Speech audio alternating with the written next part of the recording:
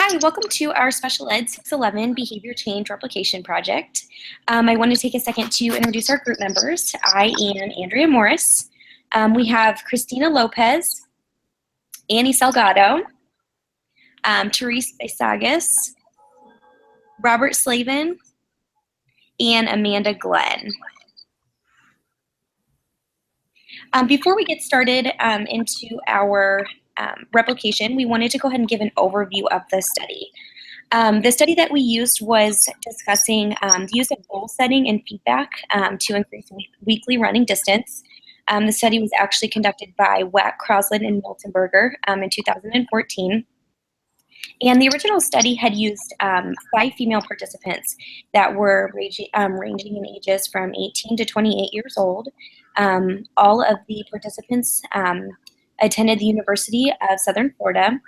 And before beginning the study, all participants had confirmed that their physical health was in good enough shape that they would be able to increase their individual running distance. And they all had the desire of increasing their individual running distance. So in terms of the design, they used a multiple baseline across participants design. They also, for the second intervention that they went into, did an embedded changing criterion design. For the materials, they used the Nike Sport Kit, which consisted of the sport band as well as the sensor in order to track mileage. They also put all of their information into NikeRunning.com that they were able to use for their feedback session. They were focusing on the target behavior of running, which they defined as a faster than a brisk walk, at least 4 miles per hour or higher.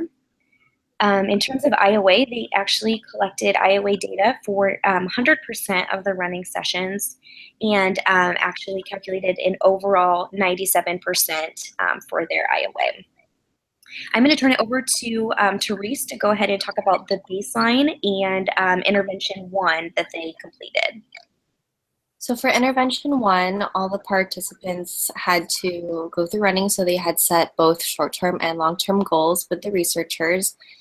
They had, for baseline runs, they went through their runs by using the Nike Sports Kit and also inputting their info. And coming into intervention phase, they met with the researchers to go through their long-term goals and set those with them. And they, and then once they started intervention phase, they had those goals and they had set weekly runs for intervention. So they had weekly feedback sessions in the intervention phase with the researchers. Researchers made sure that the feedback sessions did not go more than 20 minutes per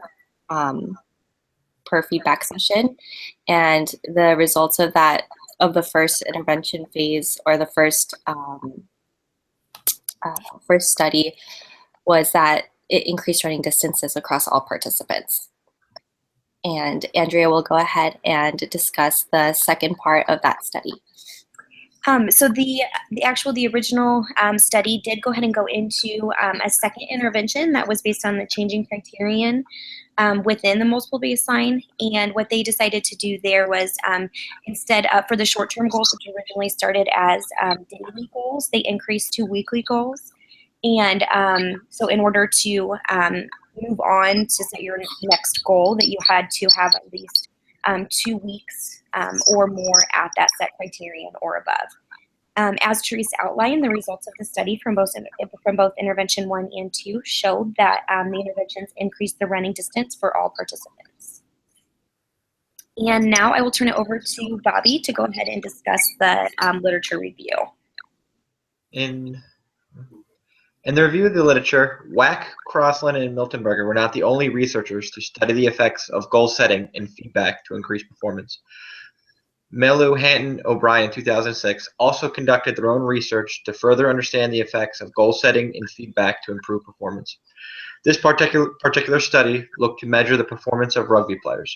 The researchers used 5 participants aged 21 to 24 years old. The 5 participants were measured on 5 performance behaviors that include the number of ball carries, number of tackles missed, and the number the number of successful kicks, and the number of turnovers. These 3 stages included goal determining, goal setting, and goal reviewing. All participants' performance improved following intervention, and 4 of the 5 participants surpassed their goal attainment scaling score. This study suggests goal-setting intervention can be effective for improvement of specific performance behaviors. So this research is similar in sports performance and having an effective intervention using performance and goal setting. Another article was goal setting is a concise method to set explicit criterion in which the athlete will work to achieve. It is found to be more effective than simply telling your athlete to do your best. Brobst and Ward discussed the impact of goal setting, public posting, and oral feedback on the performance of athletes. Public posting has been shown to improve performance in academics such as reading, math, increase positive habits such as driving the speed limit, and the use of assistive medical devices such as hearing aids. The author used 3 female high school soccer athletes. 3 different soccer skills were selected for the dependent variable. The independent variable were setting a goal, posting it, and receiving feedback from their coach during practice. Performance of each participant varied across the 3 dependent variables, and some of the goals were not met. However, there was an overall improvement in the performance of the players during the intervention. Of the 3 dependent variables, 1 appeared to generalize into games, and also the intervention was once the intervention was no longer in place. Fernandez et al. 2012 evaluated the effects of goal setting on a swimmer's performance. Using a single subject study with a multiple baseline design, the authors conducted a study to evaluate the effects of goal setting for the individual swimming performance of 9 Portuguese swimmers. In this study, the authors referred to the goal setting model. In this model, there is a focus on the goal of the coach, technical steps of swimming, and how competition will guide the actions of the coach and swimmer. By comparing the performance of the swimmers during the first season with intervention to the performance of the swimmers during the second season without intervention, a correlation was shown between the implementation of goal setting and improved swimming performance. These results correlate with previous research on the positive impact of goal setting in sports performance. Raymond, Miller, and Valbuena in 2016 also created a study to further research in goal setting and its effect on its performance. While the previous articles were on sports performance, Raymond, Miltenberger, and Valbuena's article looked to see the effects of increased physical activity on school-aged children. The researchers evaluated goal setting and rewards to increase daily steps of 5 children. 5 typically developing children between the ages of 8 to 11 were used for this research. During baseline, the children carried a pedometer to track the number of steps being taken during the day. During intervention, researchers met with parents of the children to suggest exercises which would increase the amount of steps being taken during the day. Once the goal was established, reinforcement would be decided by the parents and the child. The results of the study indicated that all the participants met their goals and 3 participants increased their steps. This article is another example of the effectiveness of goal setting and performance. Ivankovich, in 1977, created an article to study the effects of goal setting in the workplace. This experiment was conducted to compare 3 goal-setting treatments. There were measures of 4 hard performance criteria, which include unexcused absenteeism, service complaint, cost of performance, and accidents. 2 job satisfaction indices were also collected. A total of 179 skilled technicians and 28 supervisors and 3 of 7 plants of a medium-sized equipment and parts manufacturing organization participated in the experiment. Plants were randomly selected to serve as a participant, assigned to a goal, or do your best goal setting for this field experiment. The study used 4 data collection points, which are designated pre-treatment, 6 months, 9 months, and 12 months. The goal-setting training program consisted of role-playing, case analysis, and small group discussions and lectures used to prepare the participation groups. The results indicated that formal goal-setting, participation, and assigned is superior to the do your best on such performance variables as service complaint, cost, and safety is superior with regard to work and supervision satisfaction. And next is Andrea. Okay. Thank you, Gabby, for sharing literature review. Next, I wanted to go ahead and switch to our actual replication study. I will be in charge of the methods. I wanted to go ahead and first start out with the participants and the setting. For our project, we had 5 female participants and 1 male participant. We were all within the between the ages of 22 and 30 years old.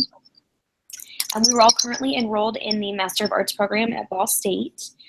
Despite this, we are actually all located throughout the United States across multiple time zones, such as Hawaii time, Eastern Standard Time, Central Time, and Pacific.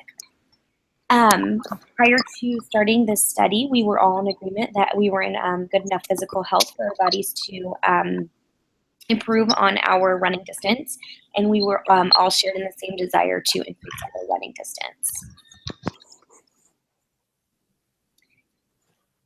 In terms of the materials needed, we went ahead and confirmed that all participants would have access to these items. The first one was the Map My Run application, which can be purchased through any application store for any smartphone or mobile device.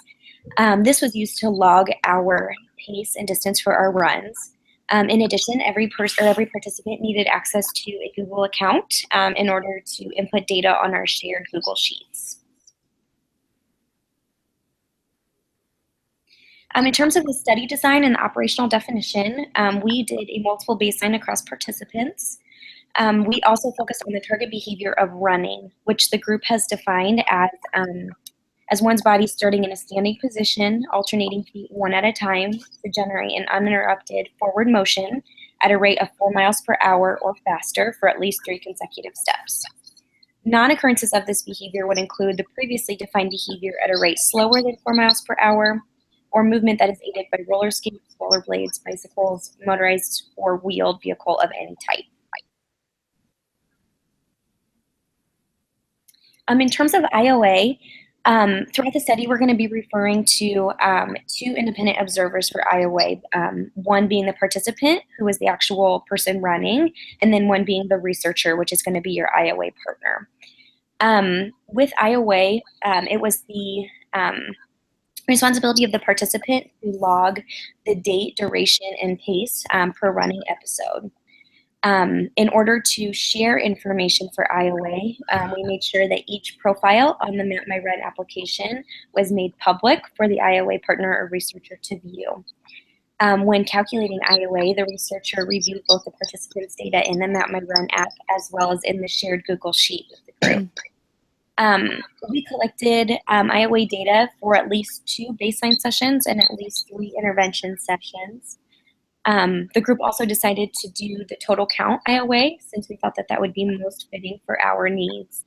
And we ended up collecting IOA for an average of 37% of the sessions.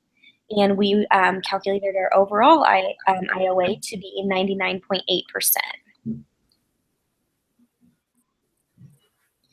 In terms of treatment fidelity, we made sure to add our operational definition to the Google Sheet that the participant was to review prior to each running episode. We did this too, and we also decided to have the participant record their pace on that sheet. And what that had us do is it made sure that the pace that they were doing matched the operational definition of running, which was 4 miles per hour or faster. In addition, we also had the automated recording feature in Map My Run, which decreased the probability of human error in that self-reporting aspect. Finally, we also included standardized feedback sessions, which we will talk about more when we get to the procedures. Okay, and now I will turn it over to Therese to talk about the procedures. So in our baseline phase, we made sure that all participants had a minimum of at least 3 running sessions in baseline. In each baseline run or session, each participant was required to turn on their Map My Run application in order to track their workout or their run. Every session was not followed up by a feedback meeting, so that would be introduced in the intervention stage. And after each run, each participant was required to go onto their Google Sheet and input their data of their distance and pace within 15 minutes of their run. During intervention, we followed a multiple baseline design. So everyone went into intervention at different start dates. Each participant was required to run for at least 6 running sessions. And as Andrea mentioned earlier, each pair was the participant and researcher to their partner. So the 6 of us in our group paired up into 2s. And also in the intervention phase during our runs, we had to use the Map My Run application just as we did for baseline. And before any of the intervention runs, the researcher and participant need to meet for their initial meeting. At the initial meeting, the long-term goal was set and interval goals were set for runs in between as their short-term goals. And then after every run,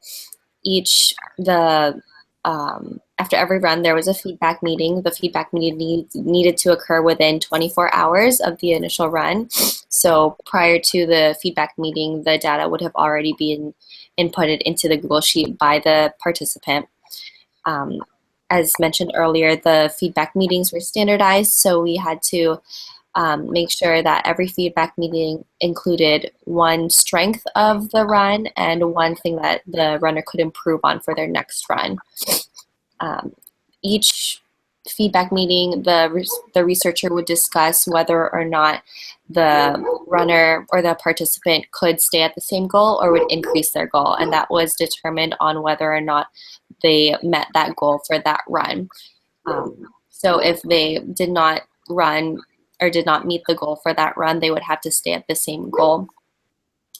And again, after intervention, after every run, the participant was required to go onto their Google Sheet and input their data still. And Amanda will go ahead and talk about the results of our project. Thank you, Therese. For our results, we found that all 6 participants increased their individual running distances as evidenced by the average baseline data and average intervention data. We found that only one participant, which was Therese, met her individual long-term running goal following the intervention process. Our results, we found, lined up with the original study's results in that their participants' distances increased as they did in our study. And I pass it on now to Christina. Okay, so now we're going to go ahead and get into the graphs. The first graph that we see is from Annie. She was the first participant to go into intervention. On the right-hand side of the screen, you're going to see a table that states the session, and the session is going to be beginning at intervention. So her first intervention session and what the short-term goal that she set for that session was. If you look at the graph, her first session, she reached, it looks like 0.6. So she had surpassed her goal, as well as for the following session, but she chose to remain at the same goal level as opposed to raising it. Oh. Then Andrea's graphs are going to be next. We have Andrea, who had set a long-term goal of 4.5 miles. As you can see by the data during intervention, she was not able to meet those 4.5 miles. She did, however, increase her running distance by an average of 1.78 miles following intervention. With Therese was the one participant that was actually able to meet her long-term goal. Her long-term goal was 2 miles, which you can see she surpassed almost every time, it looks like. Therese had increased her running average by 1.8 miles following intervention. Then we have my graphs, Christina. I increased my running distance an average of 0.84 miles following intervention. I had set my short-term goals. I had increased them every time I reached 2 consecutive sessions, but I didn't actually get to my ultimate goal of 2 miles. We then have Amanda. Amanda increased her running distance by 1.36 miles following intervention.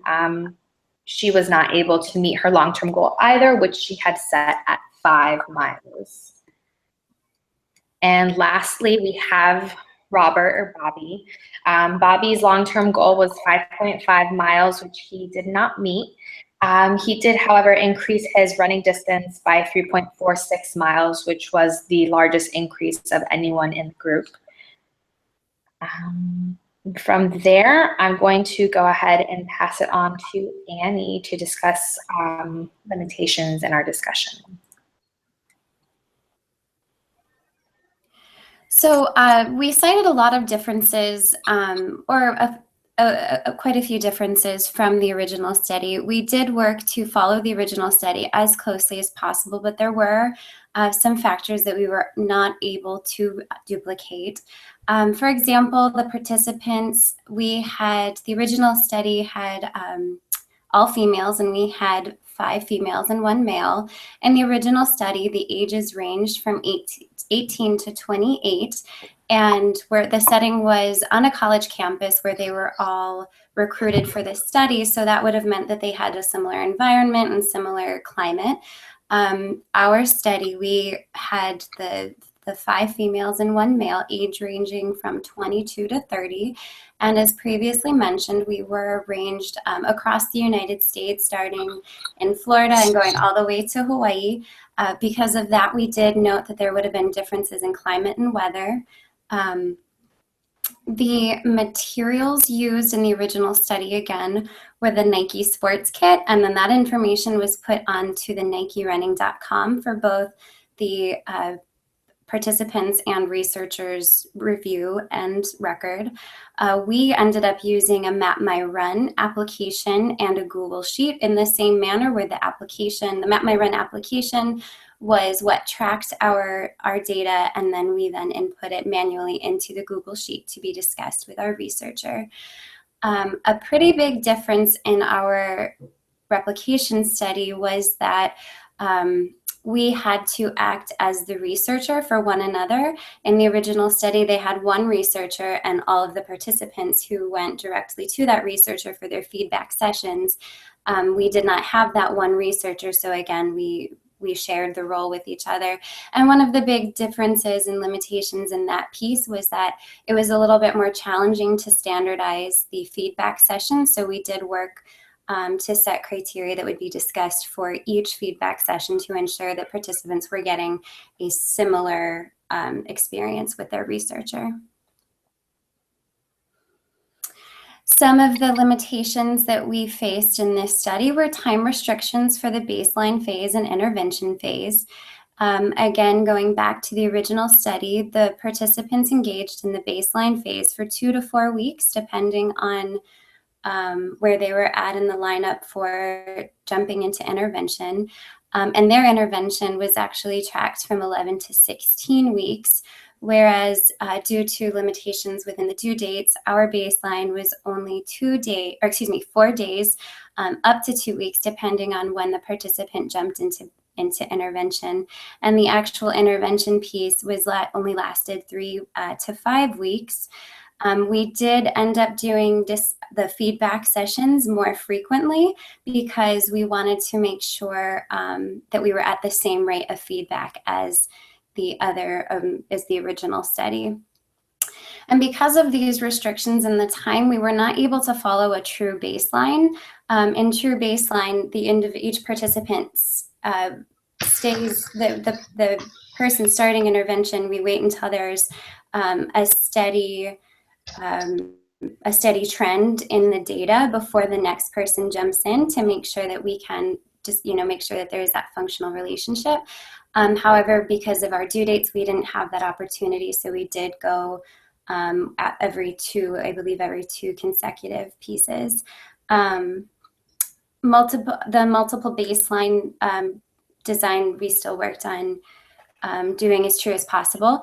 And we also noticed that there was no demonstration of a functional relationship, meaning that we were not able to identify whether or not we actually increased our behavior because of the goal setting and feedback. It may have been that we were motivated to get a good grade, or that we were working on making sure, for our own personal reasons, to improve our own fitness levels. And next we'll go into our future research recommendations. So we would like to recommend further exploring generalization of goal setting and feedback across other people, which includes other ages, other geographical areas, other demographics. And then we would like to further explore maintenance of increased running once the intervention is removed, such as as if the participants are no longer setting goals, and receiving weekly feedback if we would continue to increase our running distances once those interventions are removed. That concludes our project. Our last slide includes our references from our literature review and our original study. We thank you so much for your time.